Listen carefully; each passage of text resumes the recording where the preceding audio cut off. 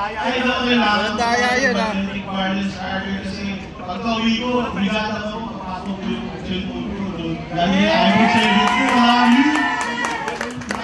Ang tawag sa mama ko, birthday na ngayon, ha?